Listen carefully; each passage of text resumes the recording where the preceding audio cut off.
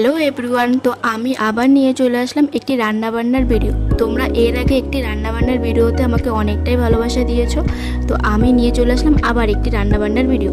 প্রথমেই এগুলোকে আমি সমস্ত কিছু রেডি করে নিয়েছি, আর আজ করব আমি সয়াবিনের ঝোল। আমি এখানে সমস্ত কিছু পেস্ট করাও হয়ে গিয়েছে আমার।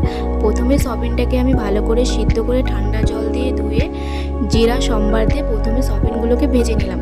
ভেজে নেওয়ার পরে যা যা কিছু রেডি করেছি ওগুলো সম্বার দিয়ে প্রথমেই আলুটাকে ভাজবো। ভাজার পরে মশলাটাকে ভাজা ভাজা করে সানরাইসের হলুদ এবং লঙ্কার গুঁড়ো দিয়ে ওটাকে ভাজা ভাজা করব। যতক্ষণ না তেল না বেরোচ্ছে ততক্ষণ কিন্তু কষাতেই থাকবে।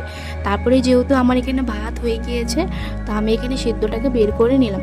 তো এখানে আমার তোমাদের সাথে বকবক করতে করতে আমার সয়াবিনের ঝোলটাও এখানে রেডি হয়ে গিয়েছে। তো কালারটা কেমন এসেছে তোমরা কিন্তু আমাকে কমেন্ট করে বলবে। আমি রান্নাবান্না একদমই পারি না, তাও আমি চেষ্টা করি তোমাদের ভালোবাসাতে। আর যেহেতু আমাদের বাড়িতে ডগি আছে, তো ওর জন্য অল্প করে মাছ আনা হয়, তো এই মাছটাই আমি তোমাদের কাছে শেয়ার করলাম। এখানে আমার অলরেডি ভাজা হয়ে গিয়েছে। তো ভিডিওটা কেমন লাগলো অবশ্যই বলবে।